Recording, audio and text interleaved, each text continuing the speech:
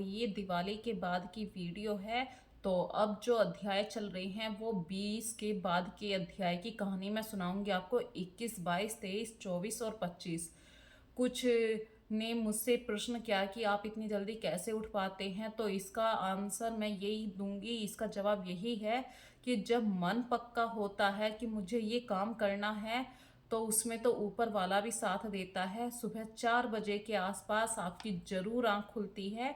यदि आप एक बार मन में ठान लें कि मुझे ये काम करना है, मुझे सुबह उठना है, चाहे आप अलार्म लगा के उठें या अपने आप ऐसे ही आंख खुलने लगेगी जब आप नियम से बंध जाएंगे।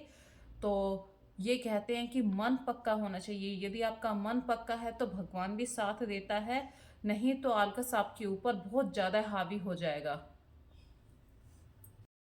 यदि किसी ने अभी तक मेरा चैनल सब्सक्राइब नहीं किया है तो प्लीज़ वो सब्सक्राइब करें और वीडियो को ज़्यादा से ज़्यादा लाइक और शेयर करें। अपने ग्रुप सर्किल में ज़्यादा से ज़्यादा शेयर करें, क्योंकि जो व्यक्ति सुबह सुबह अपने काम धंधे के लिए जल्दी उठ पाता है और वो पूजा पाठ के लिए अपना थोड़ा सा समय नहीं निकाल पा रहा है कि भाई उसे ड्यूटी पे 7 बजे भी पहुंचना है, बच्चों के लिए, घर परिवार के लिए खाना भी बनाना है, तो वो इस वीडियो में सुनकर भी कार्तिक के महीने का पूर्ण फल प्राप्त कर सकते हैं।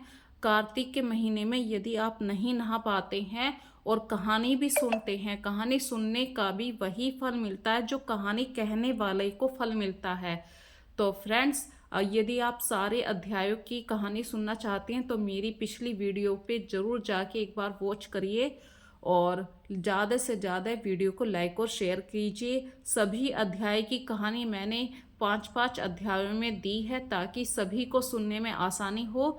तो करते हैं आज की वीडियो की शुरुआत। कार्तिक अध्याय का 21वां अध्याय। श्री नारद जी ने कहा, अब ब्रह्मा आदि देवताओं ने नतमस्तक होकर भगवान शंकर की बड़ी स्तुति की और कहा, हे प्रभु, आप प्रकृति से परे पर ब्रह्म और परमेश्वर हैं।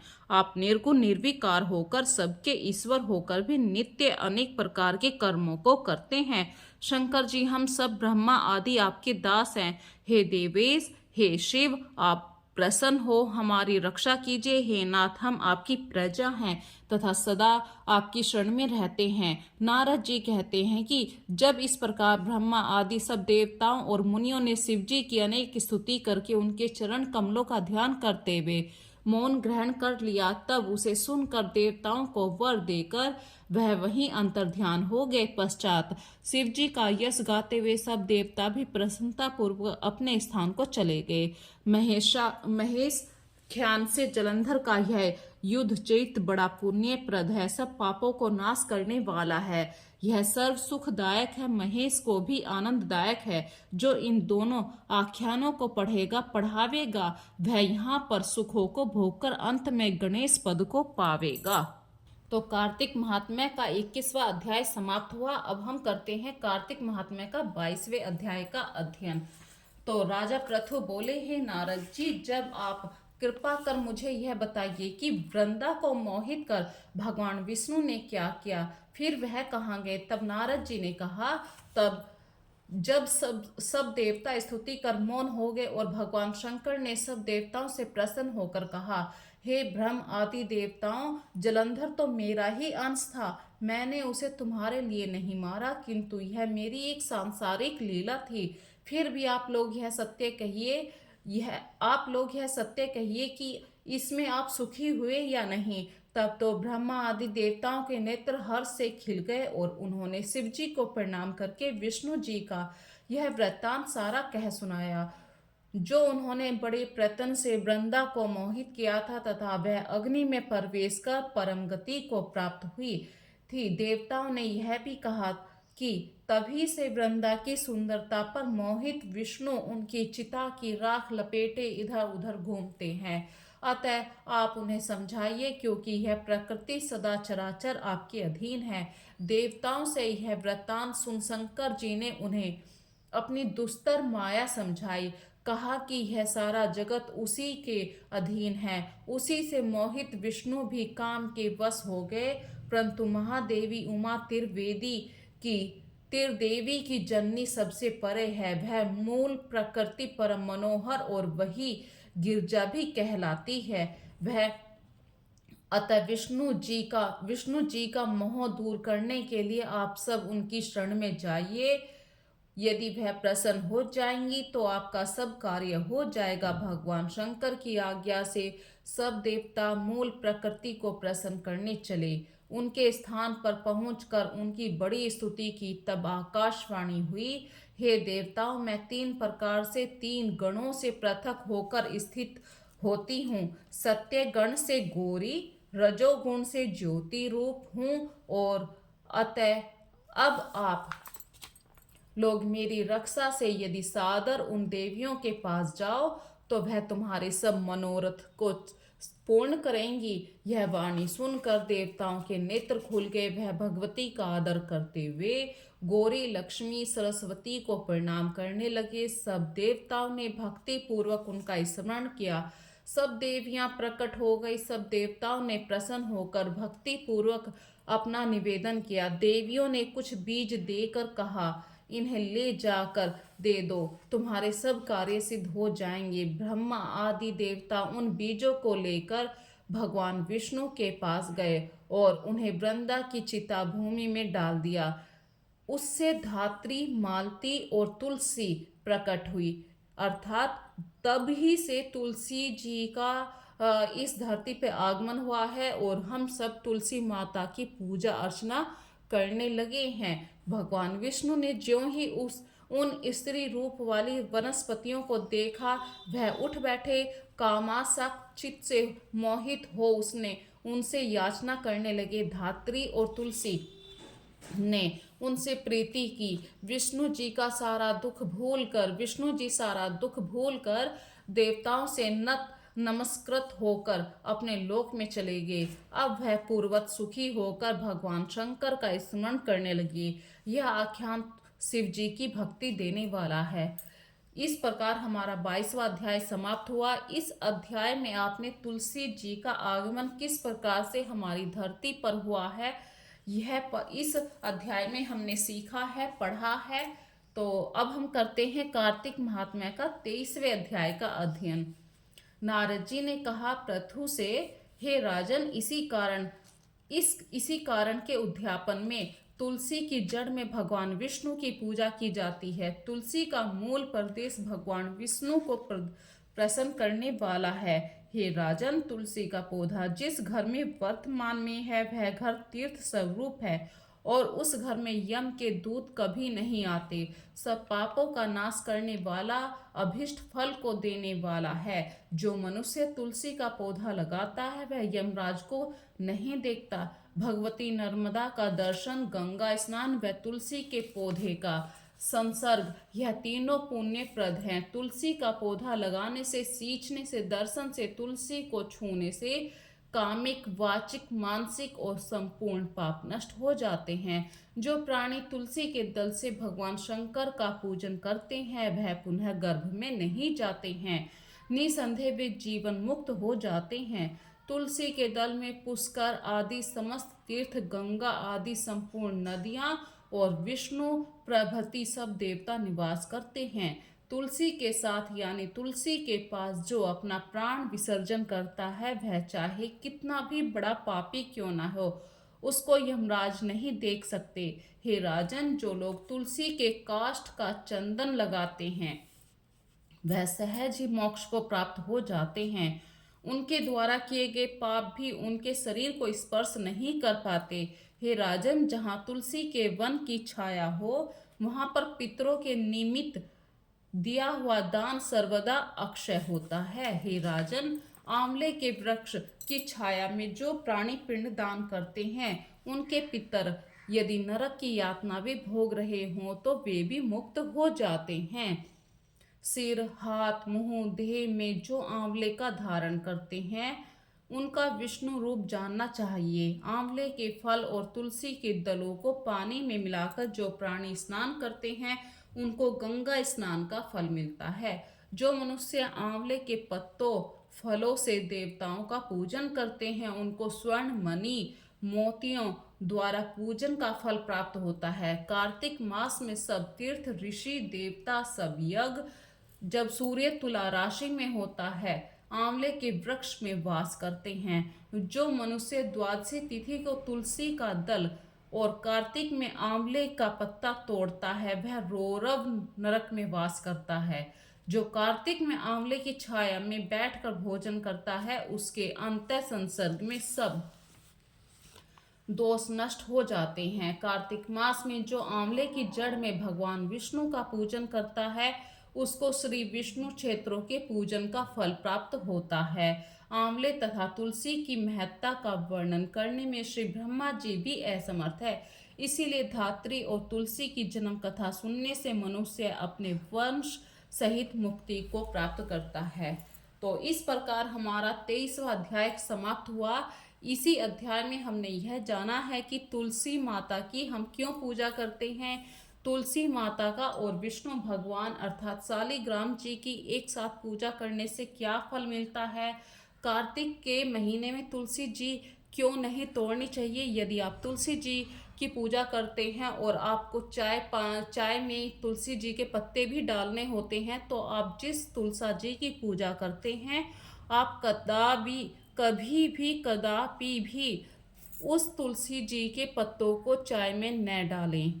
चाय में डालने से आप एक तरफ तो चाय में डाल रहे हैं, ऊपर से कार्तिक का व्रत भी करते हैं, कार्तिक के महीने में पूजा पाठ करते हैं तुलसी माता की, तो आप सारी पूजा सब कुछ व्यर्थ हो जाता है। तो भूल से भी कार्तिक के महीने में जिस तुलसा जी की आप पूजा करते हैं, उस तुलसा जी को न तोड़ें। तो करते हैं 24वां अध्याय का अध्ययन।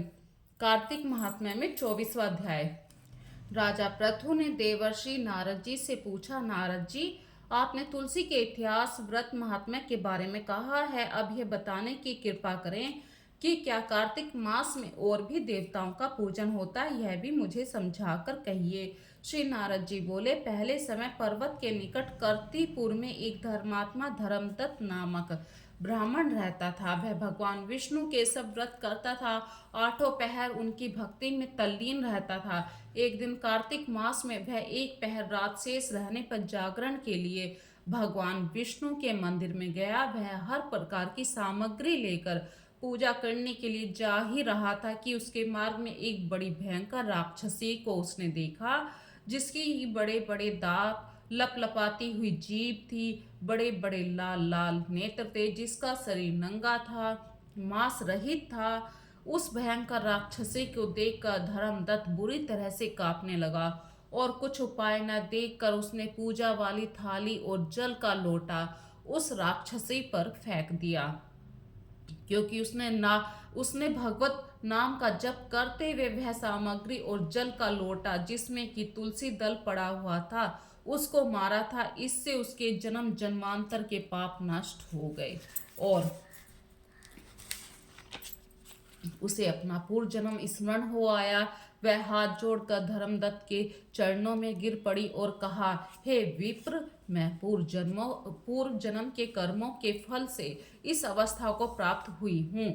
नारद जी ने कहा, हे राजन, उसको इस प्रकार प्रणाम करते करते देखकर अति विस्मित होकर धर्मदत्त ने पूछा, तेरी यह अवस्था किस कर्म के फल से हुई है? तो पूर्व जन्म में कहाँ रहती थी और तेरा कैसा चरित्र था, यह सब कुछ तू मुझे बता। उस राक्षसी ने, जिसका नाम कलहा था, उससे कहा, हे ब्राह्मण, सौराष्ट्र में भिक्षुक नामक एक ब्राह्मण रहता था। मैं उसकी पत्नी थी। मेरा स्वभाव बड़ा ही निष्ठुर था। मैंने अपने पति का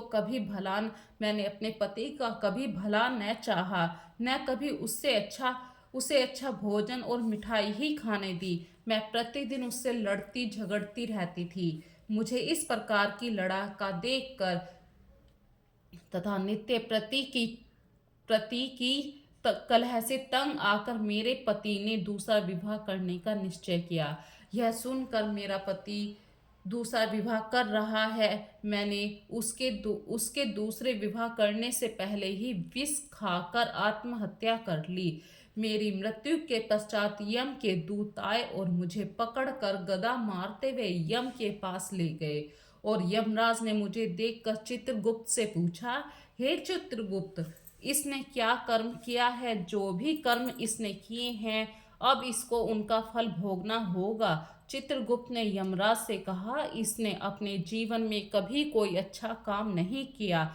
यह सदा अपने पति को खराब भोजन देकर आप सदा अच्छा भोजन खाती रही, इसलिए अब यह विष्ठा खाने वाली होगी। अब सूकरी का जन्म दिया जावे। चूंकि यह अकेली ही पाक के बर्तन में भोजन करती थी, इसीलिए यह अपने बच्चों को खाने वाली बिल्ली हो। इसने चूंकि अपने पति पर क्रोध करके आत्मघात किया, इसीलिए यह प्रेत योनि में जाएगी। अब आप इसे अपने दूतों द्वारा मरु स्थान में भेज दीजिए, वहां पर वह बहुत दिनों तक प्रेत योनि में रहकर फिर भी यह पापिन अपनी तीनों योनियों को भोगे। लो हे विप्र, अतः मैं 500 वर्षों से प्रेत योनि में हूँ और भूख प्यास के कारण नित्य दुखी रहती हूँ। एक दिन भूख से तंग आकर मैं एक वेश्या के शरीर में प्रविष्ट हो गई और उसके शरीर द्वारा मैं कृष्णा और वेणी के संगम पर इस देश में आ पहुंची। मैं उस वेश्या के शरीर में रहती थी कि एक दिन भगवान शंकर और विष्णु भगवान ने मुझको बलात् उसके शरीर से बाहर निकाल दिया। फिर मुझे आप दिखाई दिए। आपके लोटे में तुलसी जल का एक छींटा मुझ पर पड़ा, जिससे कि मेरे सब पाप नष्ट हो गए। हे द्विजोत्तम, अब आप मुझे यह बतलाइए कि आगे होने वाली तीनों योनियों और इस प्रेत देह से मेरी मुक्ति किस प्रकार होएगी। हे धर्मदत्त, कलह की बात सुनकर और उसके पिछले कर्मों और उसकी वर्तमान अवस्था को देखकर बड़ा दुखी हुआ और उसका दुख देखकर उसका चित्त पिघल गया। फिर उसने दुखित भाव से कहा, और इस प्रकार हमारा कार्तिक महात्म्य का 24वां अध्याय समाप्त हुआ। कार्तिक महात्म्य का 25वां अध्याय। तीर्थ, व्रत और दान आदि करने से समस्त पाप नष्ट हो जाते हैं, मगर प्रेत योनि में रहने वाले को इसका अधिकार नहीं है। परंतु तुम्हारे दुख को देखकर मैं अत्यंत दुखी हूँ और तुम्हारा दुख दूर किए बिना मुझे संतोष नहीं होता। तुम्हारे बड़े पाप बड़े ही भारी हैं, क्योंकि यह तीनों योनियां बहुत बड़े पाप करने वालों को ही प्राप्त होती हैं और प्रेत योनि तो थोड़े से पुण्य से नष्ट भी नहीं हो सकती। लेकिन मैं तुम्हें इस योनि से अवश्य मेव छुड़ाऊंगा। इसीलिए मैंने जो कार्तिक का व्रत किया है उसका आधा पुण्य तुम्हें देता हूँ, क्योंकि यज्ञ, दान, तीर्थ यह सब निश्चय ही कार्तिक के व्रत के पुण्य के समान नहीं। नारद जी ने कहा, हे राजन, इतना कहकर धर्मदत्त ने उसको ओम नमो भगवते वासुदेवाय यह द्वादाक्षर मंत्र सुनाया। तुलसी का जल उसके ऊपर छिड़का, बस फिर क्या था। क्षण भर में वह प्रेत योनि से छूटकर प्रज्वलित शिखा के समान दिव्य रूप धारण करने वाली लक्ष्मी के समान सुंदर हो गई। तब वह धर्मदत्त को दंडवत प्रणाम करके प्रसन्नता से गदगद होकर बोली, हे ब्राह्मण, आपके आशीर्वाद से मैं इस घोर नरक से छूट गई। मुझे पाप सागर में डूबती हुई के लिए आप नौका के समान है। नारद जी ने कहा, हे राजन, अभी कलहा इस प्रकार कह ही रही थी कि वहां पर विष्णुगण एक देवीय व्याप्तमान विमान में आए और विमान के द्वार पर अप्सराएं और गण बैठे हुए थे। धर्मदत्त ने उन सब को देखकर दंडवत प्रणाम किया। पुण्यशील सुशील नामक भगवान विष्णु के गणों ने धर्मदत्त को अपने हाथों से ऊपर उठाकर उसका अभिनंदन करके उन्होंने कहा, हे द्विज श्रेष्ठ, आप धन्य हैं जो आप सदा विष्णु भगवान के व्रत कथा सेवा में लगे ही रहते हैं। आप सर्वदा दीन दुखियों पर दया करते हैं। आप में जो बाल्यकाल में पवित्र शुभ कार्तिक व्रत किया था, आपने उसके आधे फल से कलह के पूर्व जन्म के एकत्रित पापों को नष्ट कर दिया। यही नहीं, आपकी कृपा से उसके सैकड़ों जन्म के पाप भी नष्ट हो गए। आपके जागरण आदि के करने से पुण्य प्रभाव से आकाश मंडल में से यह विमान आया है। हे ब्राह्मण, अब हम इसे भांति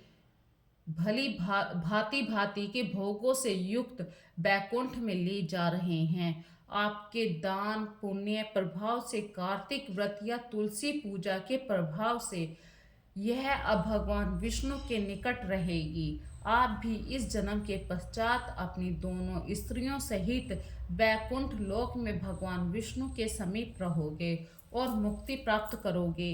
हे दया सागर, वह मनुष्य धनी है, धन्य है और जन्म उसी का फलीभूत है जिन्होंने कि तुम्हारी तरह भगवान विष्णु की पूजा अर्चना करी है, पूजा पाठ करा है, विष्णु भगवान की भक्ति की है। क्योंकि विष्णु भगवान अपने भक्तों का भला क्यों नहीं करते भला, वह सब कुछ देते हैं। जिन्होंने प्राचीन काल में उतानपाद के पुत्र को ध्रुव स्थान में पहुंचाया, जिसके स्मरण मात्र से प्राणियों की सद्गति हो जाती है।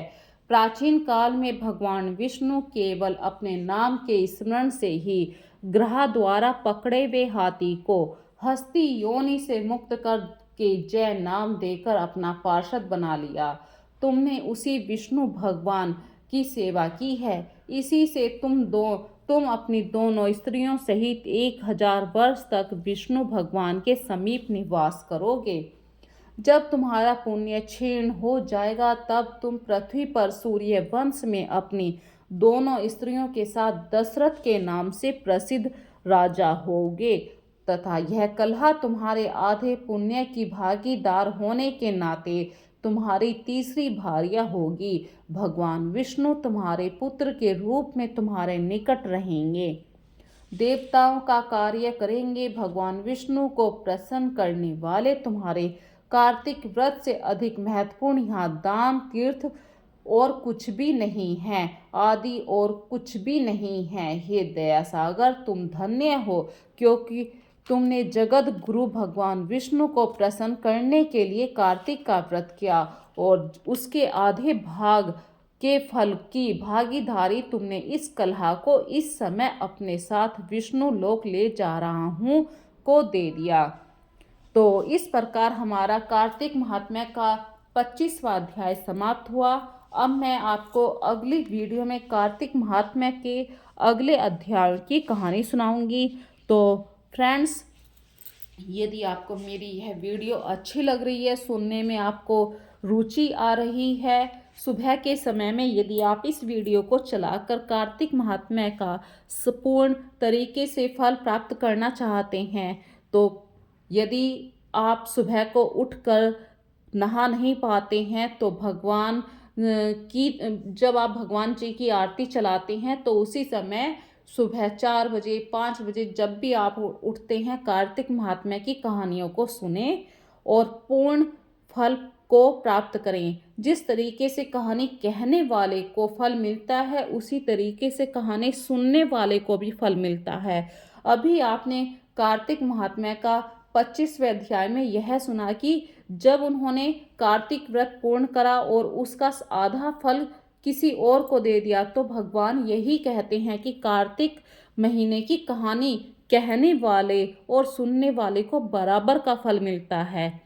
तो इसके साथ ही अपनी वीडियो का मैं समाप्त करती हूँ। राधे राधे। जय तुलसी माता।